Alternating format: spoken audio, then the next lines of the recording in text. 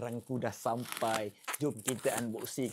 Ini adalah mesin mancing Shimano paling termurah di abad ini. Ini barang kita buat mancing laut. Barulah. Style Sokoro SW 10,000. Bapak gempak. Saya 10,000. Nak pergi mana 10,000? Kak boleh mancing tuna. Jeng jeng jeng jeng jeng.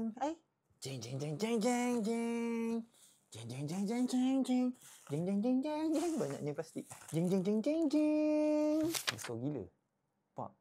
Ha. Sebesar tapak tangan aku. Ini kalau nak ish. Gila lah. Dia punya handle. Boleh kayu kanan, boleh juga kayu kiri. So, kiri kanan boleh. Aku kayu kiri, so sebelah kiri je lah. Sedap bunyi dia.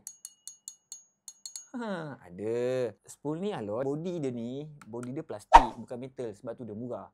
Kalau body dia ni alloy, memang mahal lah. Nak mancing ni ikut bajet, ikut kemampuan masing-masing. Aku mampu ni je. So, ini je lah yang aku beli. Nak cerita apa lagi? Okey lah ni. Tapi rasa macam nak jual lah. Tapi ingat nak jual Kau nak beli tak?